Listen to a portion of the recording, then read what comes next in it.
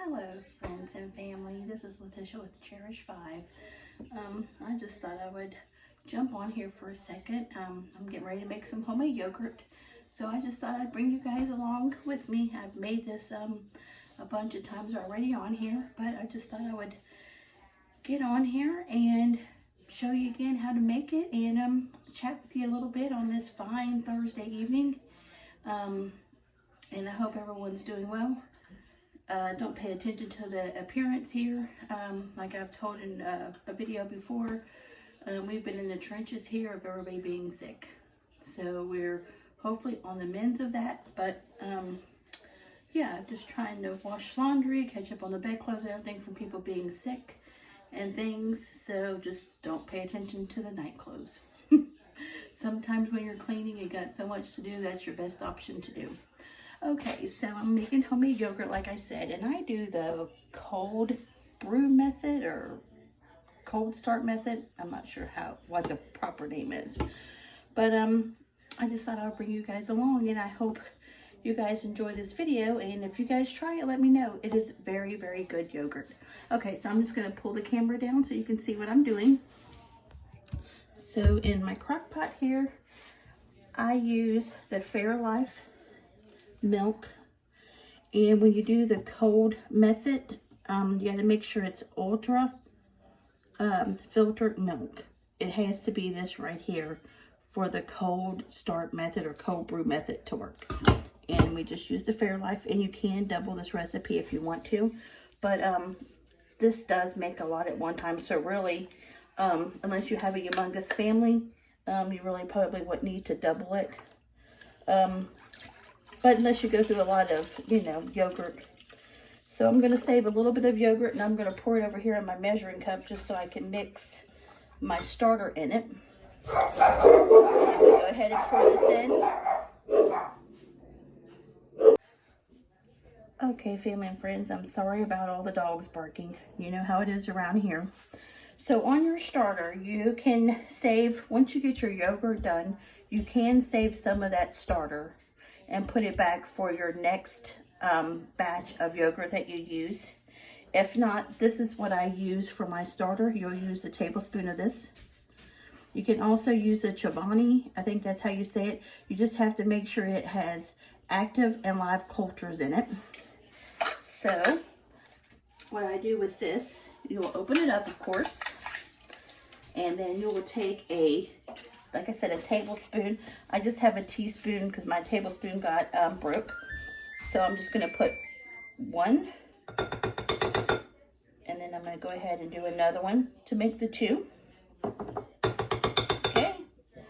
And I'm just going to make sure all that. Let me get something to pour the rest of this down here. Okay. I'm going to get this down in here. Okay, and then now what you're going to do is, in your little measuring cup or whatever, you're just going to take your whisk and you're going to mix this up, because you want to make sure that the yogurt start is really mixed up, because you don't want to have any clumps of it. So you want to just make sure you get it all mixed up, and it's all mixed up. So you're going to go ahead and you're going to pour that in with your milk. Okay, and then also now you're going to have a couple things that you can sweeten your, let me put you back up this way for a second. So you have a couple different options to sweeten your yogurt with. You can use sweetened condensed milk, or I use this right here, the Natural Bliss Real Milk and Cream. And you got to make sure it's the real milk and cream that you use. It needs to be the real stuff. So make sure. Now, last time I made this, I did accidentally pick up the sugar-free kind of this. And the yogurt was still good, but it wasn't very sweet. So I used that in a smoothie.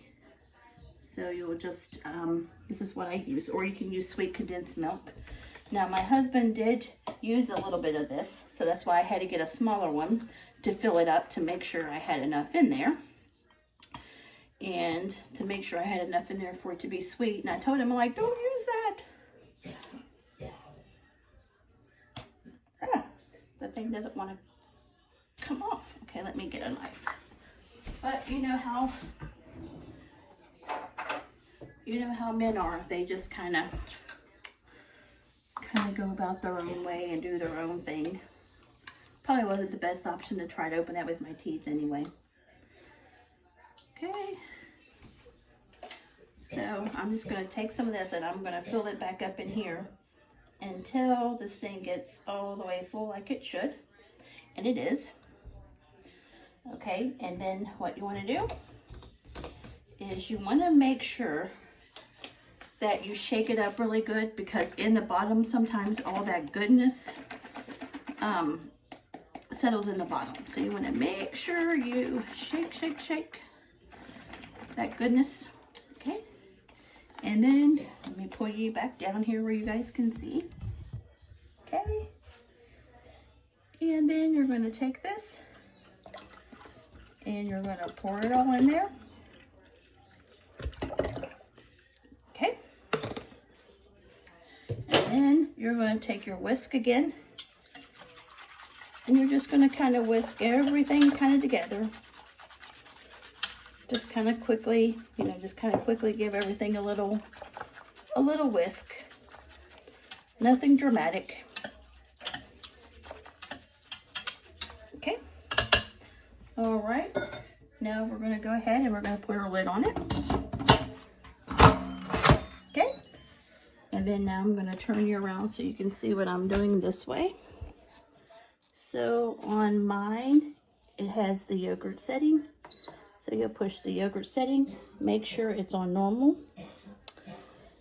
and you're going to do it for 8.5 hours. Okay, so you're just going to let it sit in there, and it's going to do its thing for 8.5 hours, and then when it comes out from this, I'll show you the next step. Okay, family and friends, stay tuned.